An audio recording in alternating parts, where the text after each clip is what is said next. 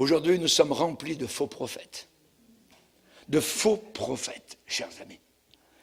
Et j'aimerais vous parler, parce que c'est très important, de l'écuménisme. L'écuménisme, chers amis, est quelque chose de terrible. L'écuménisme apostat de la fin des temps. Les traductions de Bible que nous avons. Dernièrement, ils ont fait une traduction de Bible pour les Inuits. Au lieu de marquer « Voici l'agneau de Dieu », ils ont mis « Voici le phoque de Dieu ». Ouais. Pour dire, bien pour eux, ils vont comprendre. Non, non. L'agneau de Dieu, c'est l'agneau de Dieu. À eux d'expliquer aux Inuits qu'est-ce que c'est qu'un agneau. Mais nous avons toutes sortes de choses aujourd'hui. Et toutes les sociétés bibliques, les librairies évangéliques sont toutes achetées aujourd'hui par l'écuménisme. Vous pouvez trouver dans ces librairies des chapelets, vous pouvez trouver des Bibles avec les œuvres apocryphes, vous pouvez trouver des statues de Marie, ainsi de suite. L'écuménisme est en train d'envahir partout, partout, partout. C'est un ennemi. C'est Satan qui travaille. Et il veut nous avoir. Et dernièrement, on a eu le rapport d'un religieux d'une communauté en France qui s'appelle la communauté du chemin neuf. Et le monsieur dit, le prêtre, maintenant nous sommes arrivés au miracle de l'unité. Le miracle de l'unité a déjà commencé. Et il déclare que Dieu est divisé par notre manque d'unité.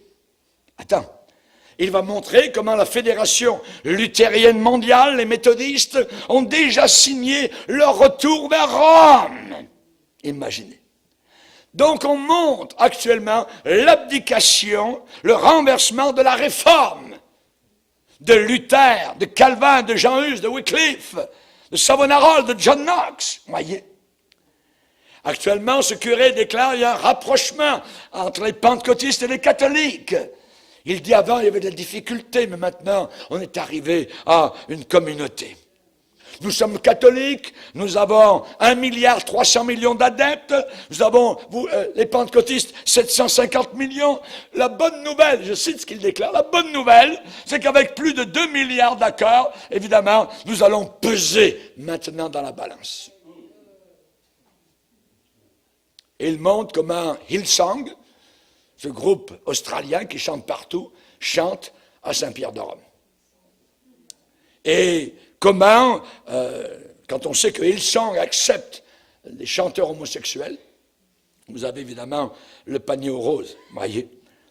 Chers amis, j'aimerais vous dire, et je vais vous lire quelque chose. Prenez notre Bible. On va prendre la Bible dans Proverbes chapitre 7. Vous avez entendu dire par l'apôtre Jean qu'à la fin des temps, il y aurait la montée d'une grande église mondiale appelée la grande prostituée. Tiens, prostituée. Le nom est donné dans la Bible. Maintenant, on va lire comment agit la prostituée dans Proverbes chapitre 7. Verset 6. J'étais à la fenêtre de ma maison et je regardais à travers mon treillis. J'aperçus parmi les stupides, je remarquai parmi les jeunes gens un garçon dépourvu de sens. On pourrait dire une église évangélique dépourvue de sens. Il passait dans la rue, près de l'angle où se tenait une de ces étrangères. Et regardez bien, les mots sont très importants. La Bible est inspirée, chaque mot est inspiré. Il se dirigeait, donc la direction qui est prise, il se dirigeait, et notez le pas avec lequel il y va lentement. Le mouvement écuménique a été lent. Ça fait environ 70 ans que ça a été prévu, que c'était préparé ça. Il se dirigeait lentement du côté de sa demeure, du côté de Rome. C'était quand? Regardez bien. Crépuscule. Crépuscule, c'est quand? Quand le soleil commence à tomber. Ensuite, pendant la soirée. Ensuite, la nuit tombe. Au milieu de la nuit, on y voit quasiment plus clair. Et de l'obscurité. Et voici, il fut abordé. Il y a abordement. Il fut abordé par une femme ayant la mise d'une prostituée. C'est l'Église catholique qui fait les pas. C'est elle qui s'avance. Il fut abordé par une femme ayant la mise d'une prostituée. La prostituée, elle est à moitié dénudée, elle est belle, elle est, je dirais, extérieurement, l'épouse à côté, Donc, il est attiré. Rome, c'est grand. Rome, c'est coloré. Vous voyez ces évêques qui marchent, tout ça, avec leurs costumes, ainsi de suite. Saint-Pierre de Rome, c'est grand, c'est beau, c'est magnifique. C'est la grande prostituée. Et il est dit que ce jeune homme, ce pauvre petit mouvement évangélique, est abordé par une femme ayant la mise d'une prostituée et la ruse dans le cœur. La ruse dans le cœur. La ruse dans le cœur. On va s'arrêter là. Vous connaissez un faux prophète américain qui s'appelle Copeland. Évangile de prospérité, ainsi de suite. Les médias français, dernièrement, il y a juste quelques jours, se sont attaqués. Imaginez, c'est les médias les païens qui attaquent l'évangile de prospérité. Les pasteurs ne sont même pas capables de dire un mot quand les gens tombent par terre et tout ça. Ce sont les païens qui viennent dans ces assemblées en France et qui sont en train de les dénoncer totalement.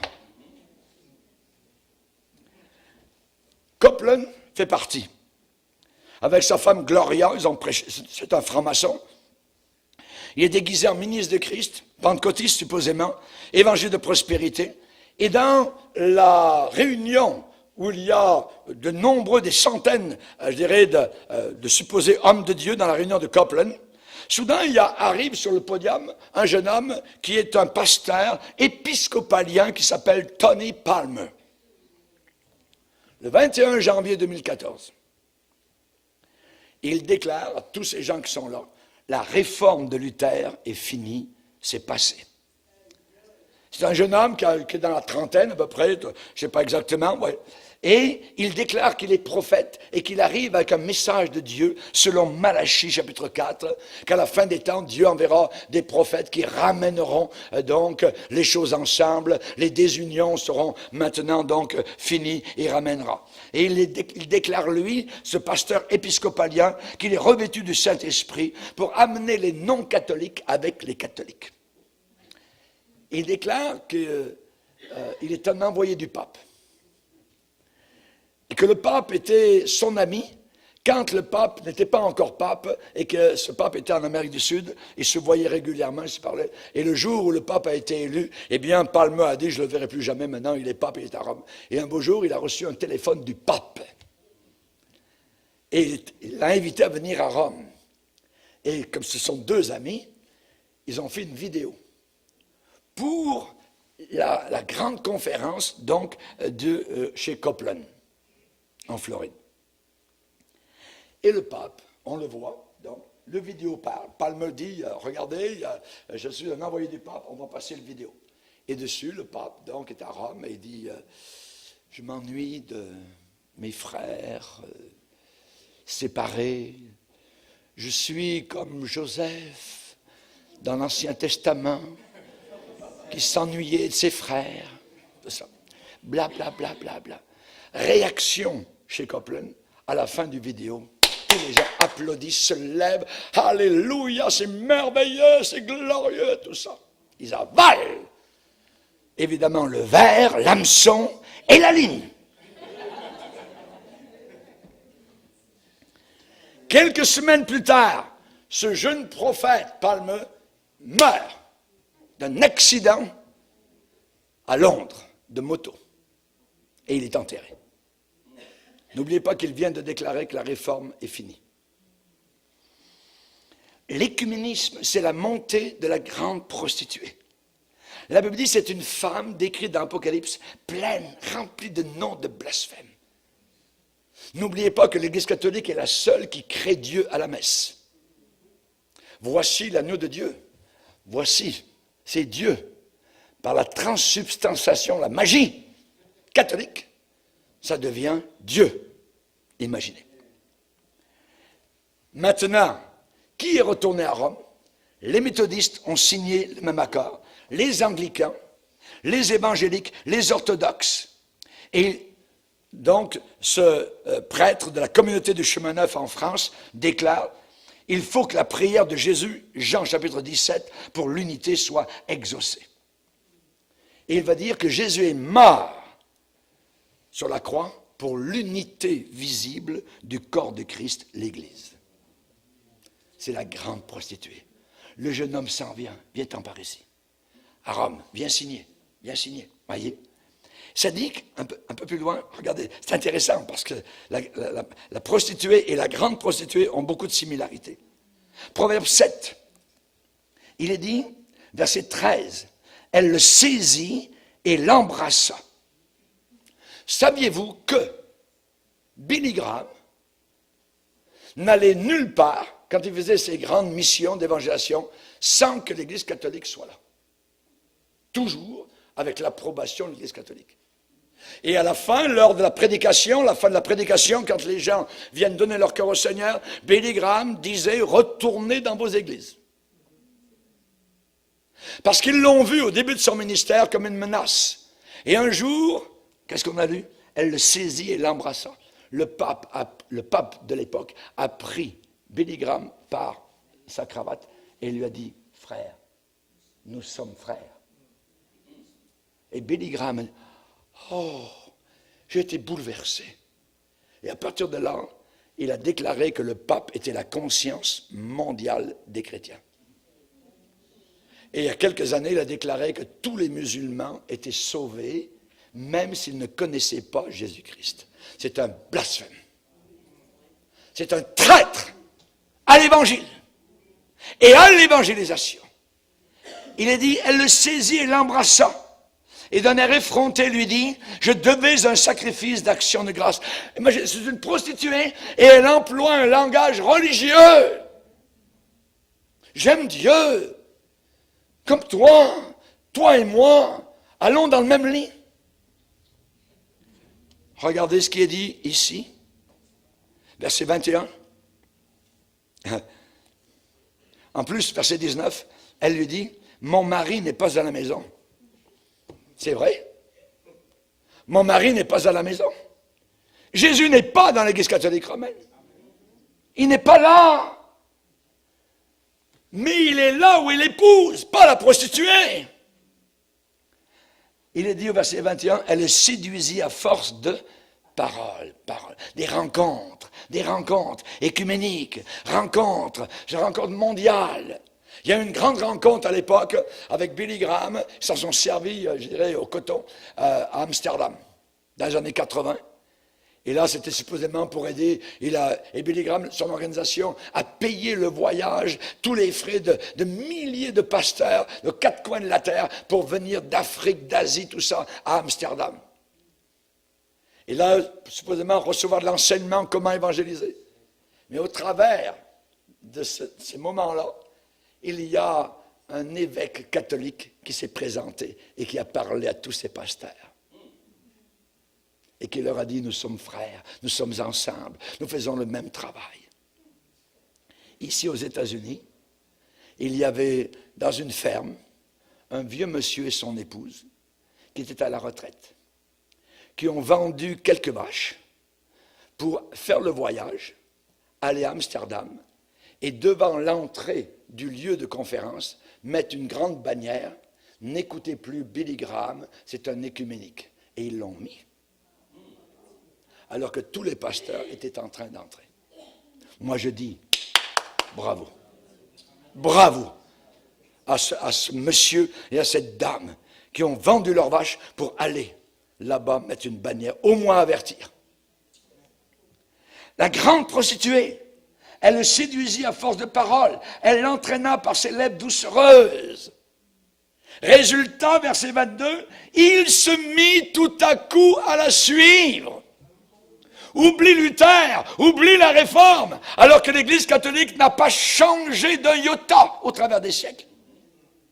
Le pape est encore un idolâtre, en train d'adorer Marie, en train de l'autre côté d'avoir communion avec les musulmans, les hindous. Ils ne disent pas aux évangéliques évidemment que les hindous sont leurs frères. Les amis de mes amis sont mes amis. Tu es ami avec la grande prostituée, alors tu es ami aussi avec les islamistes, avec tous ceux qui renient la divinité de Jésus-Christ. Ils n'ont pas Dieu. Le pape rentre dans la catégorie de la 3e épître de Jean, où il est dit, si quelqu'un va plus loin, va plus loin. Seconde épître de Jean, pardon. Seconde épître de Jean, et au verset 8, prenez garde à vous-même, afin que vous ne perdiez pas le fruit de votre travail, mais que vous receviez une pleine récompense. Verset 9, très important. Quiconque va plus loin, actuellement l'Église catholique va nettement plus loin. Quiconque va plus loin et ne demeure pas dans la doctrine, dans l'enseignement de Christ, n'a pas Dieu. Mon mari n'est pas à la maison. Elle a raison, la grande prostituée. N'a pas Dieu. Celui qui demeure dans cette doctrine, la doctrine de Jésus-Christ, il a le Père et il a le Fils. Alléluia. Gloire au Seigneur. Chers amis, j'aimerais vous dire ce qui se passe actuellement et qu'est-ce qu'il faut faire. Et en tant que chrétiens, nous avons reçu la vérité. On est sorti de l'erreur. On a reçu la vérité. Oui ou non? Amen. Nous sommes la lumière du monde. Et nous devons nous lever, monter au créneau, nous mettre debout dans nos bottes. Nous devons faire face à tous ceux qui s'opposent à la vérité. Comme Jeannès et Jean-Brest. Comment Jeannès et Jean-Brest sont-ils opposés à la vérité? En faisant les mêmes miracles que Moïse faisait. Moïse a jeté son bâton par terre, qui est devenu un serpent, et les magiciens d'Égypte ont jeté leurs petits bâtons, qui eux aussi sont devenus des petits serpents. Le problème, c'est que le serpent de Moïse a avalé les petits serpents. Mais c'est l'imitation. L'imitation. Amis, nous devons prêcher tout le conseil de Dieu sans en rien cacher, pas seulement ce qui nous plaît. Nous devons prendre position contre des choses contraires à la parole de Dieu. Si quelqu'un vous prêche un autre évangile, qu'il soit anathème. Le pape est un idolâtre, il adore des statues de bois. L'autre jour, je l'ai vu à Rome, il a passé à côté d'une statue Marie et il a déposé une fleur au pied de Marie. Et il a caressé la robe de Marie.